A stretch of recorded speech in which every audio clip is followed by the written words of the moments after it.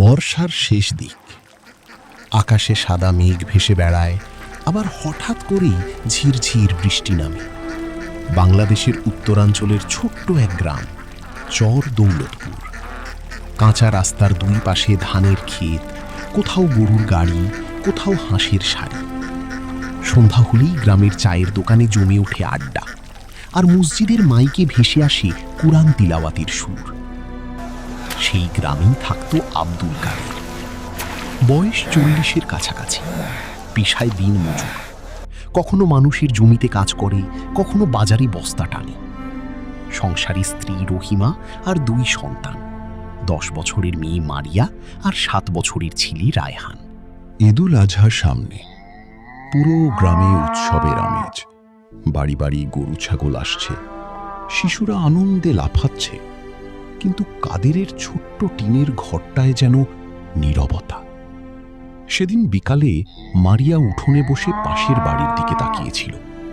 তাদের প্রতিবেশী হাশেম মোল্লা নতুন একটা বিশাল গরু কিনে এনেছে।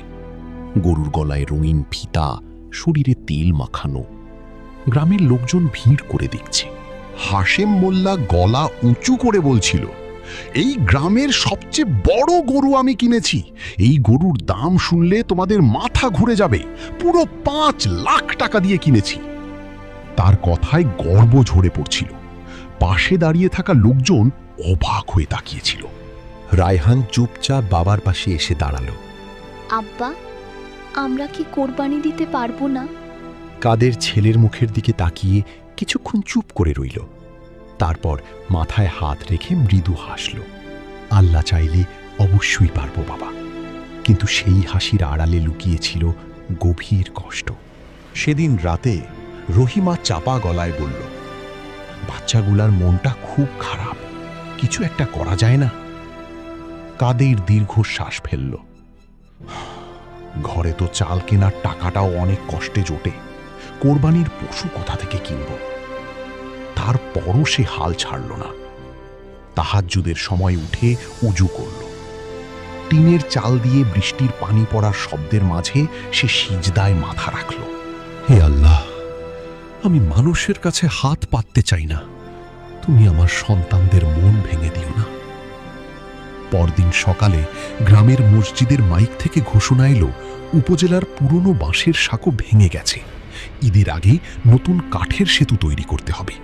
চেয়ারম্যান দ্রুত শ্রমিক খুঁজছিলেন, কারণ ওই সাঁকো দিয়েই গ্রামের মানুষ বাজারে যাতায়াত করত। কাদেরও সেখানে গেল, কিন্তু কাজটা সহজ ছিল না। নদীর স্রোত অনেক বেশি, আর ভারী কাঠ বসাতে সাহসী লোক দরকার। গ্রামের অনেকেই ভয় পেয়ে পিছিয়ে গেল। চেয়ারম্যান বিরক্ত হয়ে বললেন, এই কাজ 3 দিনের মধ্যে শেষ না হলে ঈদের আগে মানুষ বাজারেই যেতে পারবে না। কাদের তখন এগিয়ে এলো, চেয়ারম্যান সাহেব, আমি চেষ্টা করব। লোকজন হাসাহাসি শুরু করল। নিজের ঘরে খাবার নাই, আবার সেতু বানাবে। কিন্তু কাদের থামল না। সকাল থেকে রাত পর্যন্ত নদীর পানিতে নেমে কাজ করতে লাগলো। হাত কেটে গেল, শরীর জ্বরে পড়ল, তবুও সে হাল ছাড়ল না। গ্রামের আরো কয়েকজন গরিব যুবককে নিয়ে সে কাজ চালিয়ে গেল। তৃতীয় দিনের রাতে প্রবল বৃষ্টি শুরু হলো। নদীর স্রোত বেড়ে গেল ভয়ানকভাবে। সবাই কাজ বন্ধ করে বাড়ি ফিরে যেতে চাইল। ঠিক তখন খবর এলো, একজন গর্ভবতী নারীকে জরুরি হাসপাতালে নিতে হবে। কিন্তু সাঁকো অসম্পূর্ণ থাকায় পার হওয়া অসম্ভব। চারদিকে আতঙ্ক ছড়িয়ে পড়ল। কাদের এক মুহূর্ত দেরি করল না। সে নিজের জীবন ঝুঁকিতে রেখে ঝড় বৃষ্টির মধ্যে শেষ কাঠের তক্তাগুলো বসাতে শুরু করল। নদীর ঢেউ বারবার তাকে ফেলে দিচ্ছিল, কিন্তু সে তার কাজে দৃঢ় প্রতিজ্ঞ ছিল। এদিকে গ্রামের মানুষ নদীর ওই পাড়ে দাঁড়িয়ে কাদেরের জন্য দোয়া করছিল, যেন সে কাজটা শেষ করতে পারে। অবশেষে গভীর রাতে সাঁকোর কাজ শেষ হল। সেই সাঁকো দিয়েই অসুস্থ নারীকে হাসপাতালে নেওয়া হলো। পরে জানা গেল, মা ও নবজাতক দুজনই সুস্থ আছে। পরদিন পুরো গ্রামে কাদেরের কথা ছড়িয়ে পড়ল।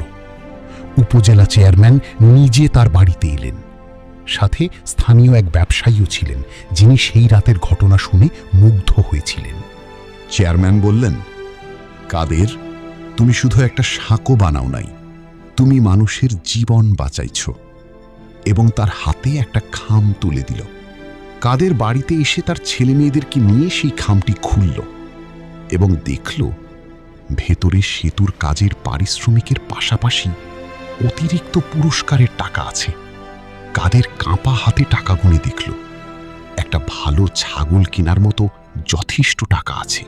মারিয়া আর রায়হান আনন্দে বাবাকে জড়িয়ে ধরল। সেদিন বিকেলেই কাদের বাজার থেকে একটা সুন্দর সাদা ছাগল কিনে আনলো। ছাগলের গলায় লাল ফিতা বাঁধা ছিল। বাচ্চারা সারাক্ষণ তার পাশে ঘুরছিল এবং আনন্দ করছিল।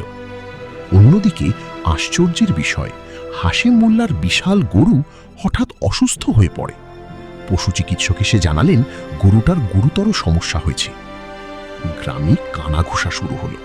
অনেকে তখন বুঝল অহংকার মানুষকে বড় করে না, বরং ছোট করে দেয়। ঈদের দিন কাদের নিজ হাতে কোরবানি দিল। তারপর প্রথম মাংসের অংশটাই পাঠালো হাশেম মোল্লার বাড়িতে। হাশেম মোল্লা লজ্জায় মাথা নিচু করে রইল। সন্ধ্যায় গ্রামের মসজিদ থেকে তাকবীরের ধ্বনি ভেসে আসছিল।